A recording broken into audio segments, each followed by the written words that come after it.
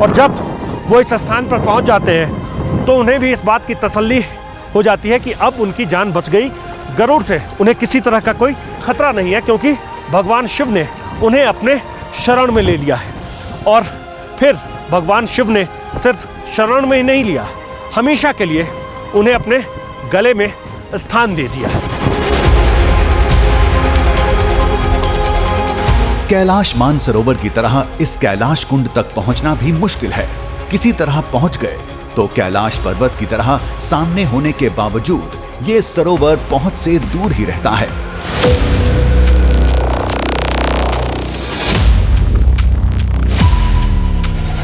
एक हिस्सा है जिस हिस्से में मैं खड़ा हूं, इसी हिस्से तक लोगों की पहुंच है। इस हिस्से तक लोग आ जाते हैं, वो भी साल के सिर्फ 2 से ढाई महीने, क्योंकि बाकी के महीने में मौसम इजाज़त नहीं देती कि आप इस जगह तक पहुंच पाएं।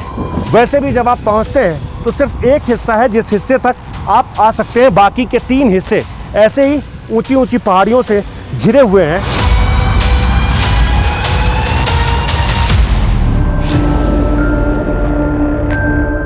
कहते हैं कैलाश पर्वत पर कई अलौकिक शक्तियां हैं, उस पर कोई नहीं चढ़ सकता। कुछ ऐसा ही मामला इस दिव्य सरोवर के साथ भी है। कहते हैं इसके ठीक बीच में कोई अद्भुत शक्ति है जो हर चीज को अपने अंदर खींच लेती है।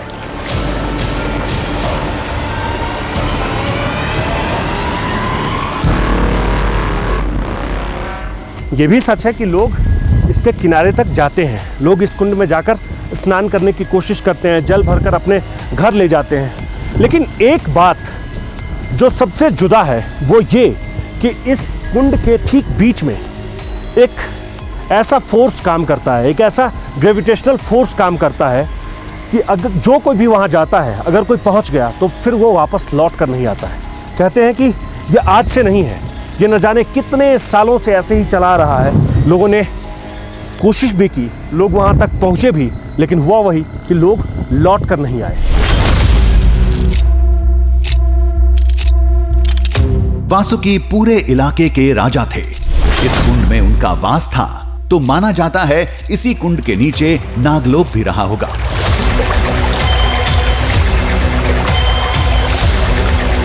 शायद आज भी उसके कुछ साक्ष्य मौजूद होंगे, लेकिन इसकी पड़ताल करने की हिम्मत आज तक कोई नहीं जुटा पाया।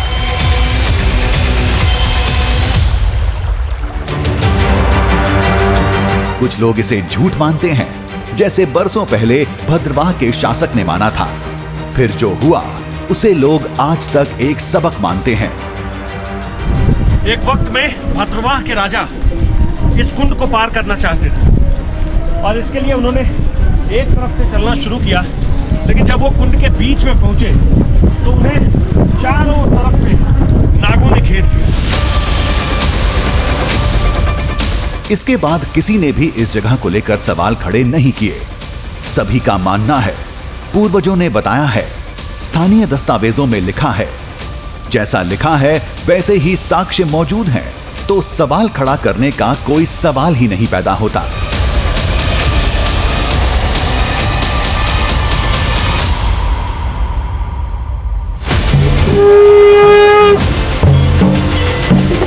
दो 2000 साल से यह यात्रा बदस्तूर जारी है, जो जम्मू के गाठा से शुरू होकर कैलाश कुंड तक जाती है, वो भी साल में केवल एक बार, ठीक कैलाश मानसरोवर यात्रा की तरह।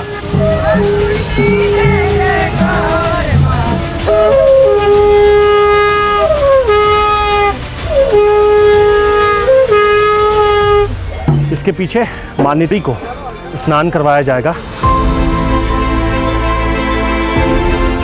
वासुकी नाग को यह कुंड सौंपने के बाद भगवान शिव कहां चले गए, इसकी कहीं ठोस जानकारी नहीं मिलती।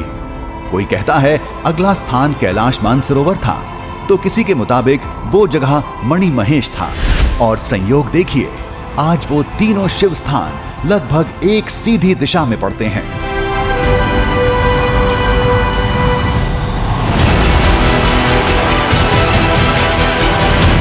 कैलाश मानसरोवर, अमरनाथ की गुफा, मणि महेश या फिर किन्नौर कैलाश, हर यात्रा की अपनी एक कहानी और निशानी है।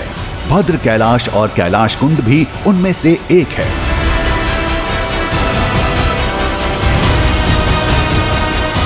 फर्क केवल मान्यता का है।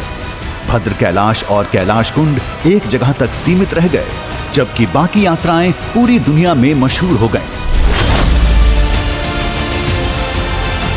जब जम्मू के स्थानीय पुराणों में इसका जिक्र है, तो शोध करके भद्र कैलाश, जो महादेव का प्रथम कैलाश माना जाता है, इसे भी पूरी दुनिया के सामने लाना चाहिए।